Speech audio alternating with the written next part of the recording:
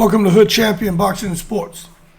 In boxing, you find a way to win or you find a way to lose. You can also find yourself under scrutiny for PED usage. Right now, I don't think Subriel Matias is using PEDs, but the bottom line is he's had an adverse finding on his VADA testing for Ostarine. Let me just tell you this, right?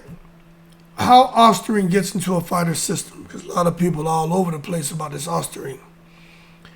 Ostarine is a selective androgen receptor modulator, or called a SARM in short. It's not something that naturally appears in the body. That's a problem. If it shows up in a test, it means the fighter ingested it in one way or another. Now, there are three common ways it ends up in an athlete's system. Now, remember, this isn't something that the body produces, okay? So the shit doesn't just naturally appear in your body. So there could have been direct, intentional use. This is the most common scenario. Athletes use Ostarine because it builds lean muscle, helps recovery, increases strength without big weight gain. This is why organizations test for it aggressively. Ryan Garcia was on Ostarine when he fought Devin. Another way it can end up in your system is contaminated supplements, which is what Ryan Garcia tried to say. Ostarine is notorious for showing up in cheap protein powders, pre-workouts, fat burners, over-the-counter muscle boosters. Many of these are made in shared factories, so no cross-contamination is common. There's also the defense that Ryan Garcia used, which was contaminated supplements. Then they have microdosing or poorly made products. Even if a fighter buys a legal supplement, the label might be lying. Some companies include SARMs to make the product feel stronger. So you just have to, figure out which one you want to believe. Was it contaminated supplements, intentional ingesting, or microdosing? Right now, I don't know. I just look at Subriel Matias and I don't want to believe that he be out here trying to cheat. I just don't think he needs to. So what does this mean for him? Well, right now, tell you, he failed the A sample. He's waiting on the B sample. The fans think the B sample will confirm the same results because it usually does. The upcoming January 2026 fight with Dalton Smith is likely in danger. Promoters don't wait around on PED investigations. They need a clean headliner. They got to make money. And that's why people expect Alberto Puello to step in.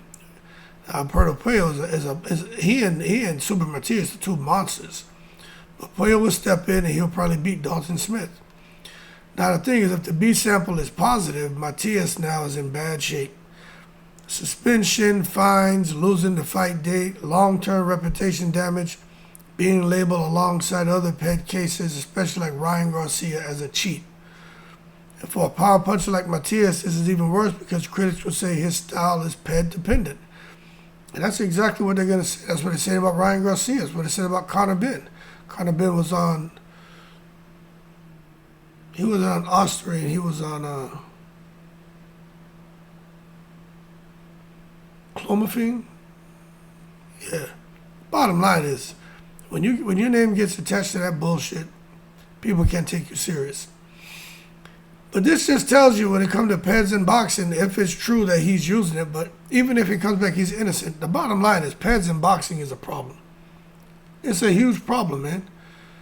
Too many fighters have failed in tests. Ostarine, clomiphene, clenbuterol, HDH, EPO, M3 metabolites, testosterone anomalies. This shit's not random. Fighters are looking for any advantage in a dangerous sport. But the problem is testing still isn't consistent. Some fighters have VADA, some have USADA, some have state commission testing only.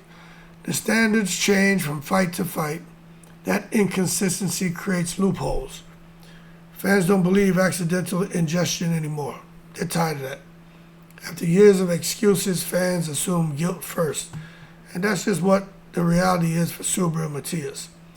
And Matias is catching a lot of heat online, and it's not going to go anywhere. So the bottom line, he tested positive for it. And when you just think about that Ostarine being linked to muscle growth, power, recovery. You look at his past performances and you can see that he's in great shape. He has power. He has recovery. He doesn't get tired. It makes you wonder. And that's what happens. You know, it creates doubt in people. And then also you look at how it enters the body. People just don't want to hear the accidental explanation anymore. They don't want to hear that. Anyway, I think Puello's going to get the opportunity for Smith. And this just highlights in boxing, growing pet problem. And people are going to keep getting caught until the testing system can create some kind of uniformity across all major fights. You know what I'm saying? So, it is what it is. Yo, good luck to Subriel Matias, but all that Tiafimo you're checking, Devin Haney, all that shit. They laughing at him now, man. Damn, Puerto Rican. Anyway, y'all keep cool. I'm in the break.